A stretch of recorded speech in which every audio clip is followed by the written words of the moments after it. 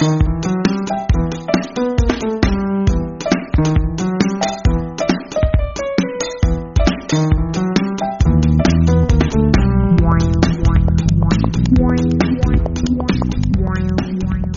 to the X Factor podcast. I'm your host, Charles Epstein. With me today is Steve Hunt. He is an IO psychologist who helps companies achieve success through integrating business strategy, workforce psychology, and HR technology.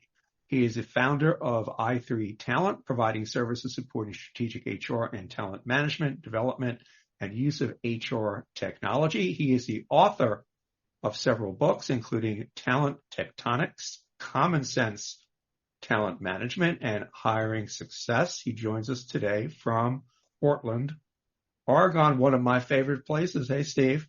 Hey, nice to see you. Coming to you from the upper left United States, as I've heard referred to. The upper left. Well, I tell you, I was last there about 15 years ago, probably under optimal circumstances. I spent an extended weekend in a beautiful bed and breakfast. So obviously I had a very narrow view, maybe a charmed narrow view, but it gave me a very, very good and lasting impression of Portland. I'm probably biased. It is a beautiful place. It really is. I mean, if you don't like gray and rain, it is gray. We joke like it starts raining in October. You're like, don't worry, it'll be done by May.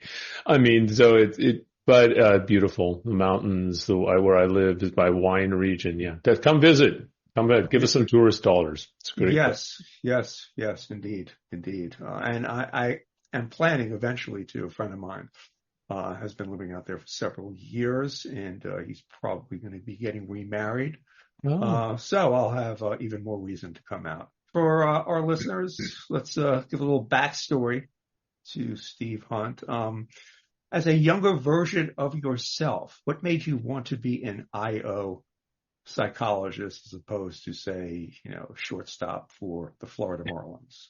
Well, I was limited by talent, I think, is one part of that. I always wanted to kind of be a rock and roll musician, but had to realize that would not be a good long-term career if I wanted to pay my rent. Did you play in bands growing up? I was in, this is a funny story. I was in kind of a punk rock band. I'm from Seattle, right? So I was in Seattle and the grunge thing all starting. Oh. And this is how close I was to making it big. I was in a band that opened for a band, and that band that we opened for split into two bands, which then became another band that was, Soundgarden. That's how close I was to making it huge. Wow. Well, you're a branch there somewhere. I'm part of it. Without you, who knows how this all would have played out. I like to think that, maybe Chris Cornell, he paid attention to what I was doing. Never know. I doubt it. Never know. Things are kind of fickle like that. So you never know. How did I path? Yeah. So interesting. I mean, I grew up, and I think if I really do look at how I got influenced, and I don't think I realized this until much later in life, my parents were both psychologists, but not clinic. My mom was a counseling psychologist, so she did career guidance mainly for mid-career transition stuff. And then my father was a professor of psychology, but he was also a founding member of the computer science department at the University of Washington. And he did some of the very first work on artificial intelligence. Actually, his dissertation in 1959 was on simulating human decision making using computers in 1959, right? Then he wrote a book on artificial intelligence. And then he kind of moved and he studied very much on how we think and the influence of intelligence on societies, did a lot of work with the U.S. Military on training soldiers and all kinds of different stuff. And this was sort of a fascinating thing. And I was exposed to that growing up all the time, sort of I would say a deeper way of thinking about psychology, but not clinical psychology, very much applied psychology. I didn't know the field of industrial organizational psychology existed when I was growing up. My dad was a cognitive psychologist. And I also like to joke too that if psychology is a genetic trait, it's recessive because I'm one of 4 kids and I'm the only one that went into anything that has anything to do with psychology. My sister became a clown for Ringling Brothers. It's actually true. Yeah, for real. My other brother was a biomechanical engineer, and my other brother got into like a large scale commercial real estate. So yeah, very different fields. But Very different. Yeah. um, the At least so when I you're the closest one who went into the family business. Yeah, although I was always regretted the fact that I couldn't just inherit my dad's chair. It's like, I figured when he stepped down from full professor, I couldn't just move into it. It didn't work like that. It didn't work like that. I had to earn my way. That's a shame. But I didn't go right into psychology. What happened is I actually, as an undergrad, I majored in cognitive psychology and applied mathematics. And because I didn't really know what I wanted to do, and I thought I could go a lot of different directions with that combination, I kind of BS my way into anything. And I then worked as a computer programmer. I wasn't a very good one. And two things I think happened as a computer programmer. One of them is I encountered a IO psychologist, worked with some IO psychologists. I was, wow, that's a pretty interesting field. And I also encountered bad management. And I just remember I was kind of joking. I was like, don't these people read the Journal of Experimental Psychology? Don't they know what motivates people, right? And so when I discovered IO psychology, it was a real natural fit for me. It was like just, because I'd been exposed to it my whole life and the way of thinking and my father. And then what also was natural, I think was a little different career direction that I took was I focused very much on the use of technology to apply psychological principles. For early on, probably because I was a computer programmer, but also probably because, again, artificial intelligence is new to most people, I think. It wasn't to me. I mean, I was exposed to it since I was a very young child, not that I understood it. So I always kind of had that interest in both psychology, understanding people, but also technology and how that enables us to do things with people. And then just had a natural focus on application. I never really wanted to be a professor. I always wanted to be out in the world, Right. So that's why I kind of ended up doing this, but it wasn't intentional. It was just sort of implicit. I moved that direction.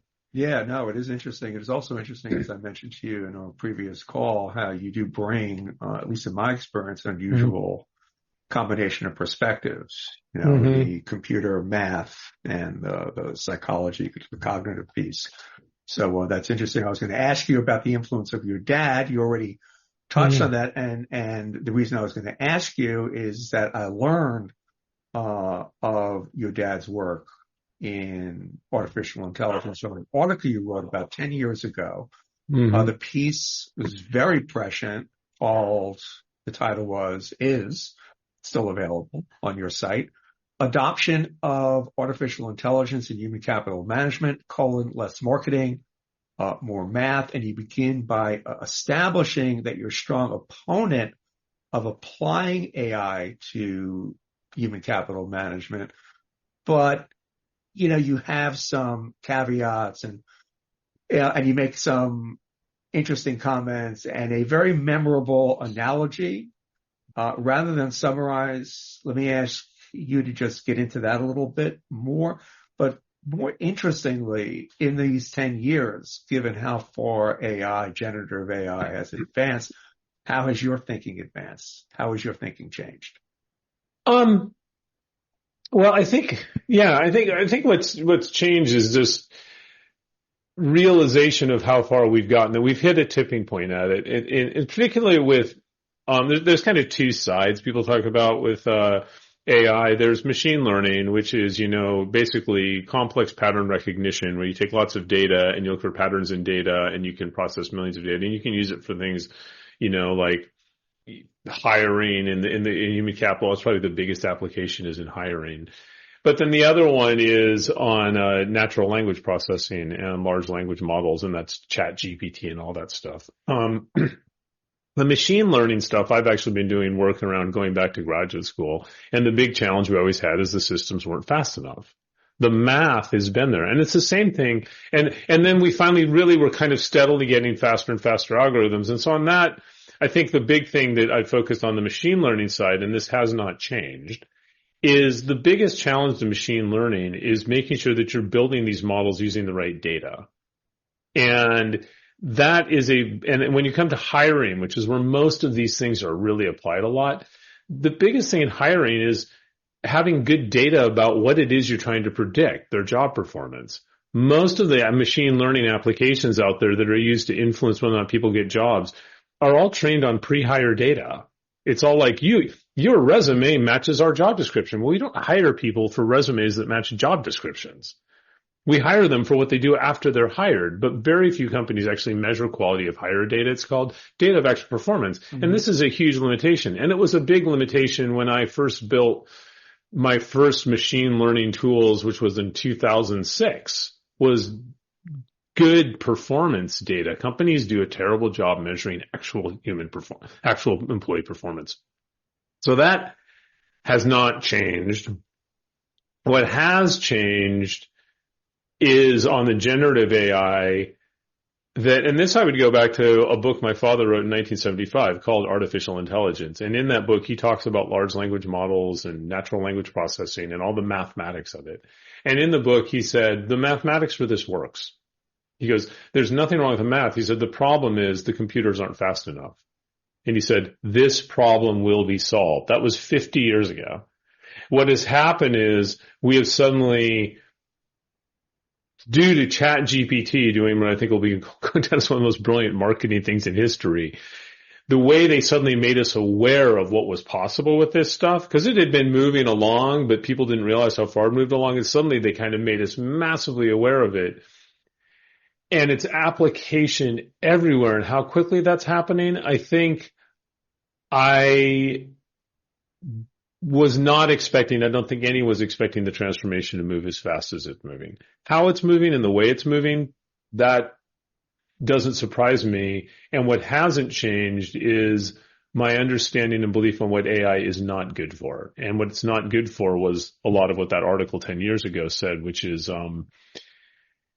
it's pattern recognition. It's just mathematical algorithms. AI can't care. It can't think. It has no wisdom. The way that I talk to a person that says AI has infinite knowledge based on drawing things off of digital knowledge on the web. It has zero wisdom based on actual life experience. And that will never change. So when we spoke, we talked about this word, caring. Mm-hmm. The one thing that AI can't do now may never, ever be able to do at the level that humans can do it. You had a historical perspective on the word and the concept of caring. Yeah, and that gets into it. If you look at the things that AI can't, and it's rooted in caring, and I'll talk about ways it plays out. Caring at the most fundamental level is defined as a human giving their life in the form of time and attention to another living thing, another human, a pet, a plant, whatever. It is literally an organic process. Because it is a giving life in the form of time to another life. AI is not alive, therefore it can never care. It can simulate it. It can act like it. And I remember this first realization clarified to me when I read an article by a clinical psychologist. Again, I'm not a clinical psychologist, but who was talking about using AI for coaching and counseling. And she said, it's good because it's making a lot of the tactical things around coaching and counseling more accessible to people. And it can provide the sort of advice and say the right words and all that stuff. And that's good because there's a massive shortage of clinical psychologists in our society. And it's not accessible. A lot of people that need counseling and coaching can't afford it. They can't access it. So she said, that's really good about it. It will democratize that. But she said the one issue that it's missing is a key part of counseling or coaching is knowing there's a human who cares about you. And AI can't do that. And that's where I talk about, in that article you wrote, I had that analogy of like calling AI artificial intelligence is like calling, Starburst candies artificial fruit. There's like, there's similarities, but don't treat them the same way.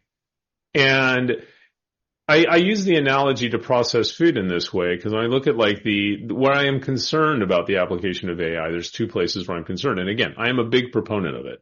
So don't get me wrong. Yeah, for sure.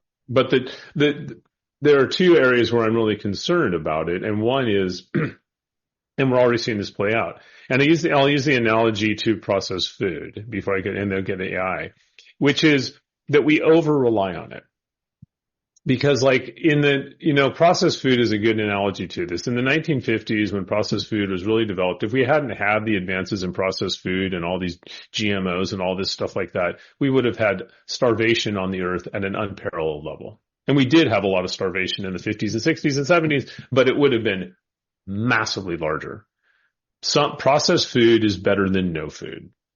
But what we've learned since then is but living off nothing but processed food is really bad for you too. Right. Right. It's better than starving, but it's not going to make you healthy. And so we saw these things, in our society that's dealing with all the results of processed food, kind of in some ways poisoning us at scale at some point. The same thing, I think, applies very much to generative AI and just sort of social interaction and digital interaction in general, which is,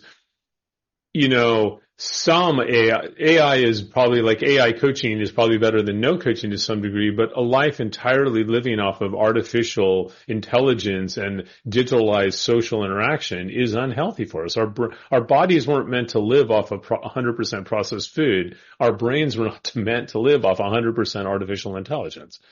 And the issue that I have is, from a business perspective, AI is always going to be cheaper than people.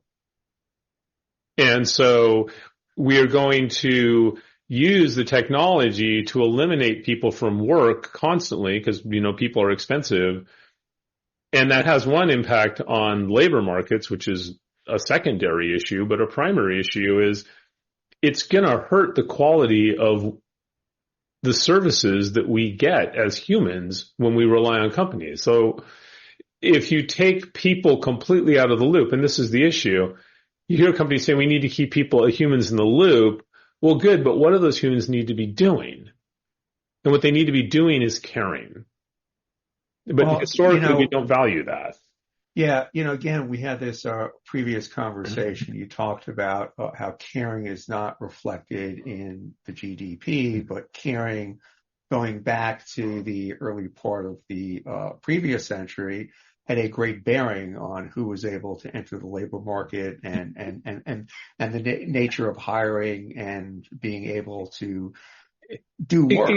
Exactly. And you're getting into the consequence. So there's two consequences here. This is, as we start to digitalize more and more of work, and in general, in my book, Talent Tectonics, I talk a lot about this. I'm a big proponent of using technology at work because most of what it does is it automates repetitive tasks.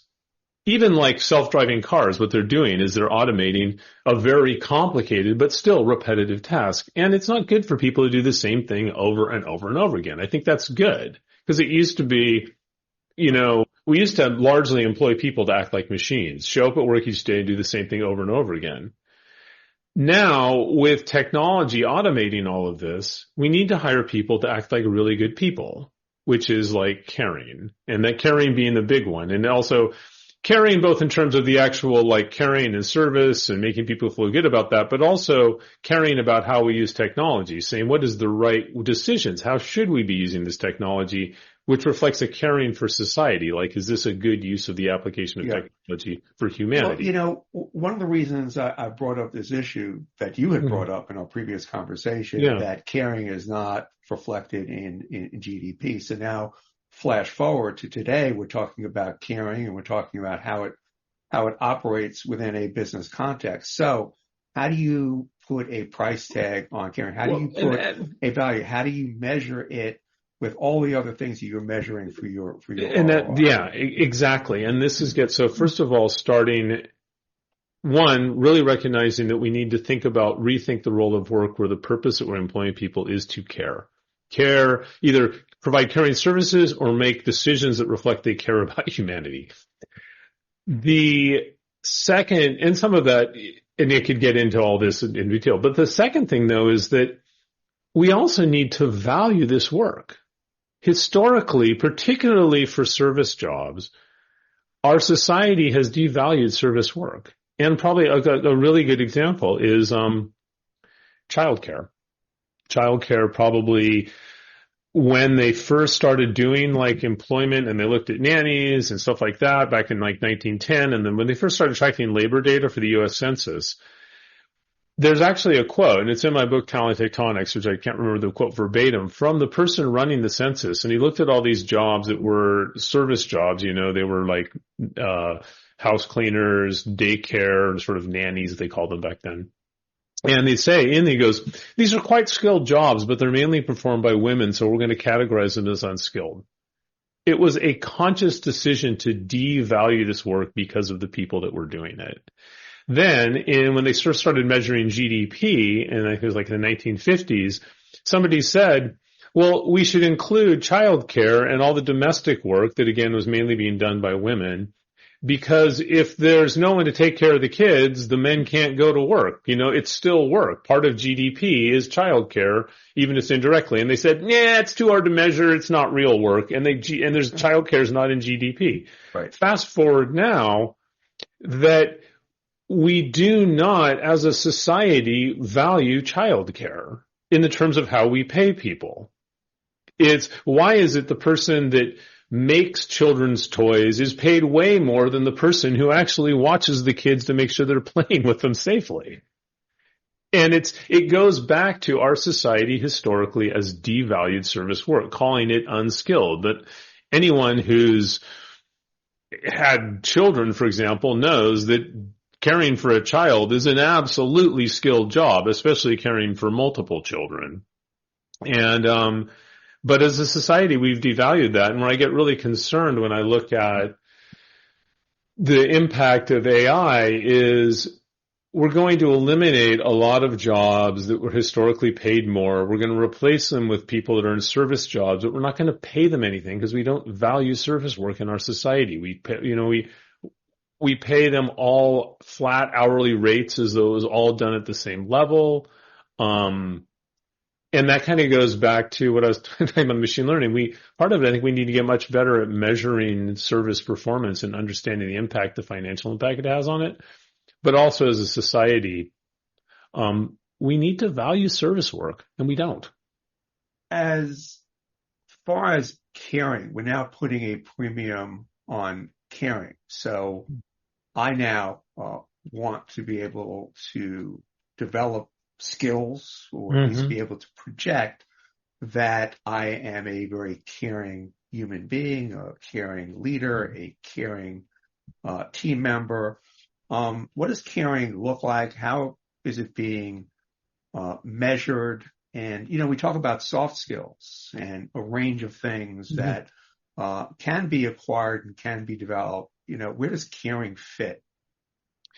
Well, I think where you probably would see caring, it's broad. It's emotional intelligence. It's being able to read emotions. It's being able to, there's a lot of things that go into it. But like a really good example would be sales. Good salespeople are good at making people feel that they care about them. That's why people buy stuff from them, because they go, okay, this salesperson, I have convinced that what they're selling aligns with my needs, because at some level you probably believe they actually care about what you need.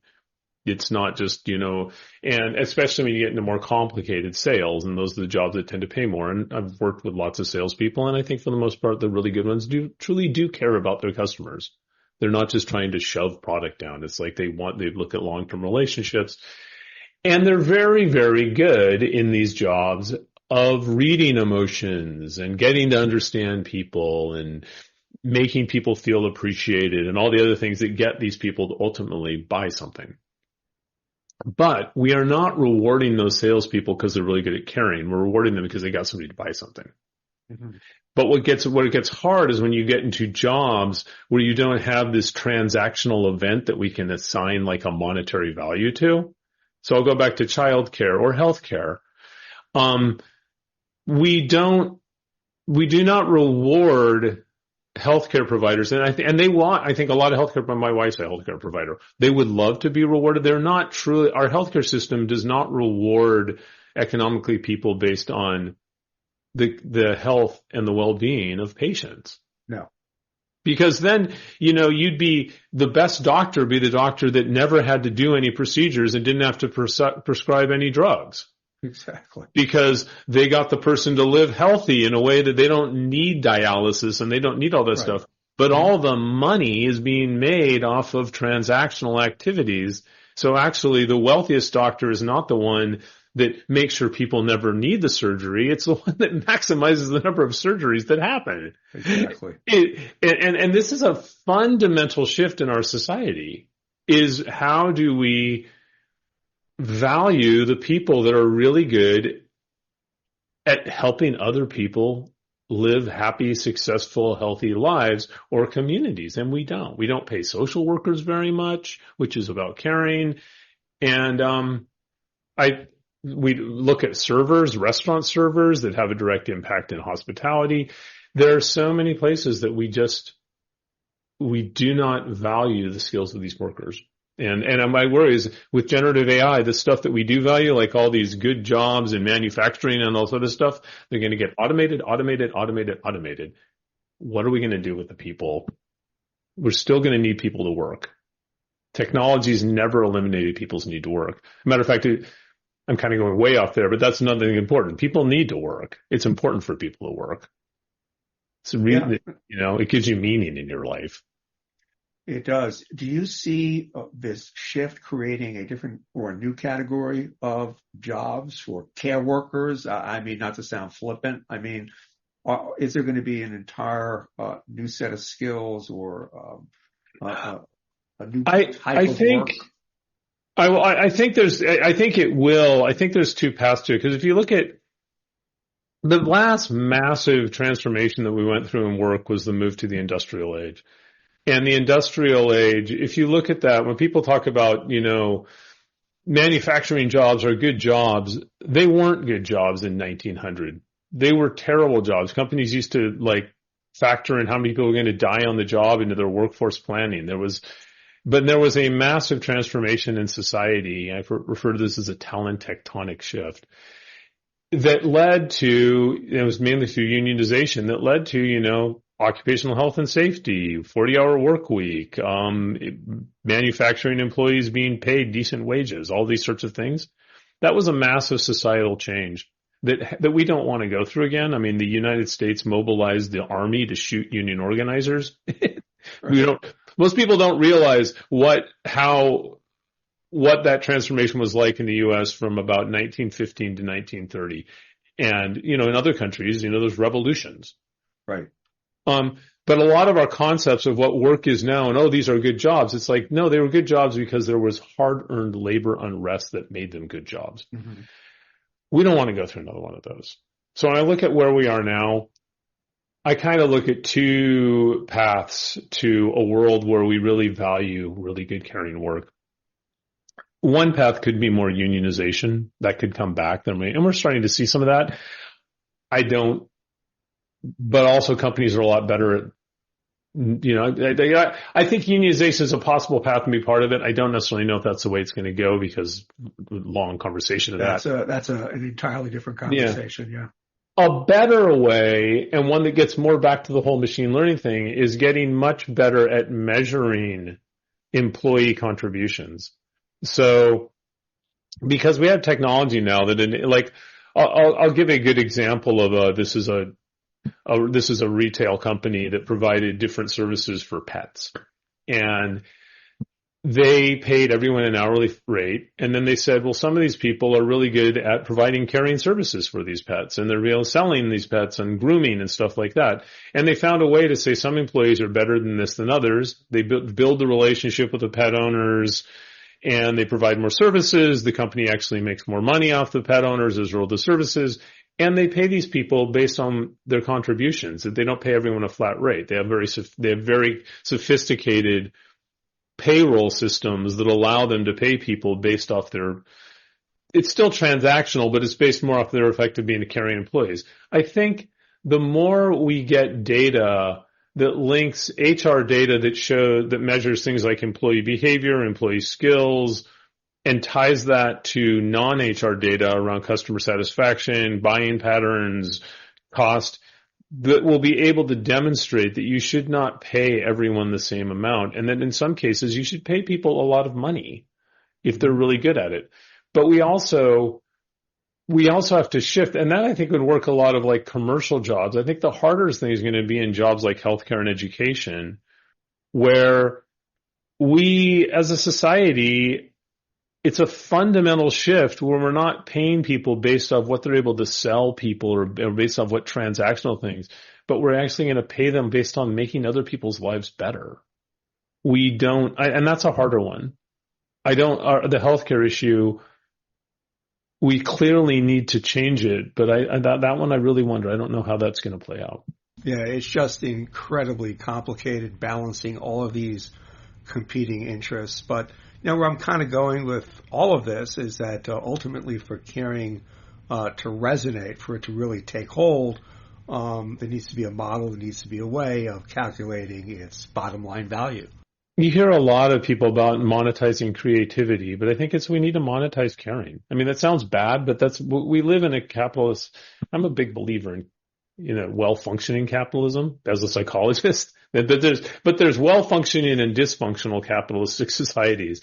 If we're going to thinking about how do we monetize the value of caring and going back to, we just need to value it more. And it does go back to, again, 1910 when somebody decided, well, these jobs are quite skilled, but because they're performed by women these minorities, we're going to say, oh, that's unskilled work. And then why isn't childcare part of the GDP? I mean, no, that's great question. We just got to come around to the way of thinking that humanity is actually a feature and not a bug. Yes.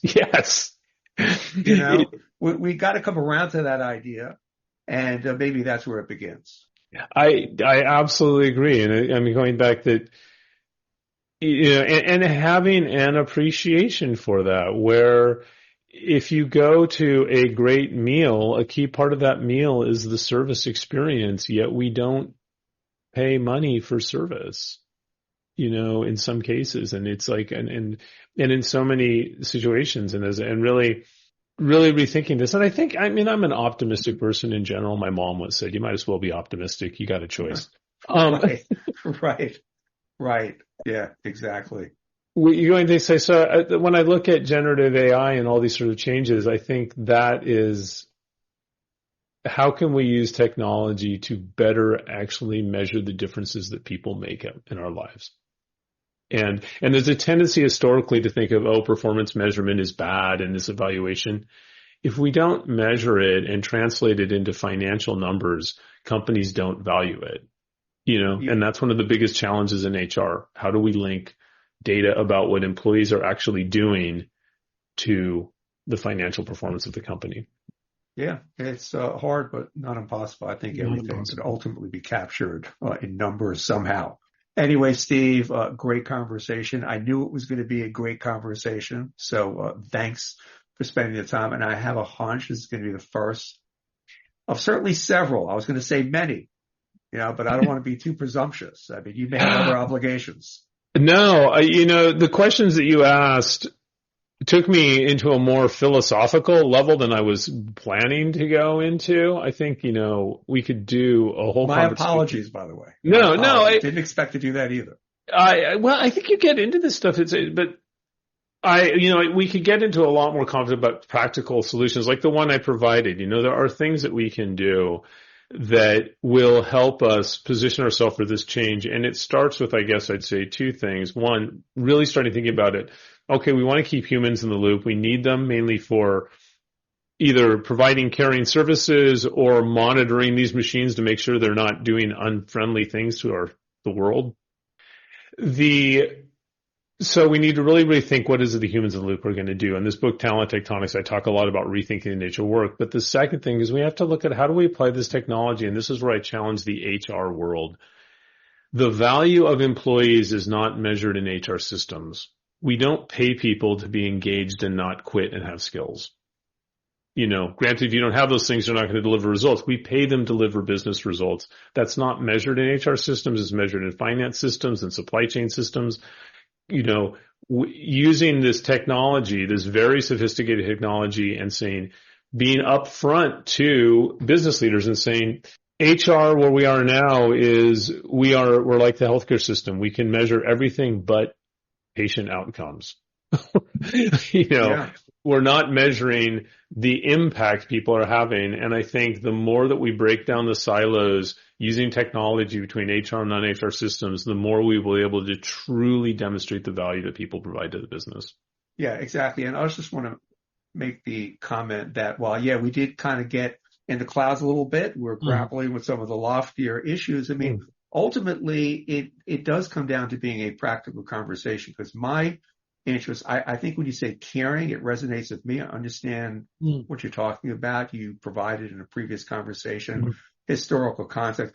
But in this particular cultural moment or what have you, where a word like that could be easily misconstrued, can easily be caricatured, can easily be swept up, into, the woke corner, or, some of those other terms, they may have initially started as well-meaning, but they've changed, the perceptions have changed. Caring, I think when you trot it out, I just want people to look at it in a way I think it deserves to be looked at before people come with these preconceived ideas and immediately leap to caricature. I think it's an important concept. And I think once people get their heads around how you're describing it, then they can start thinking about ways of implementing it and why it makes sense to implement. And then going forward, how do you measure this? How does this become part of your calculus, your business calculus? Yeah. Maybe that's my next book. I'll happily contribute the forward. How's that? That's wonderful. I think we got a deal. Okay. Now that we got a deal, we got to get a deal. Yeah, and we can use generative AI to write it. There you go. The secret is out. Anyway, Steve, really do appreciate you taking the time. It's a fun and illuminating conversation. So thanks. Thank you. I really enjoyed it. Today, I spoke with Steve Hunt, an IO psychologist who helps companies achieve success through integrating business strategy, workforce psychology, and HR technology. He is the founder of i3 Talent and is the writer of several books, including the aforementioned Talent Tectonics, Common Sense Talent Management, and Hiring Success. He joined me today from Portland, Oregon. I'm Charles Epstein, host of the X Factor podcast. Thanks for listening.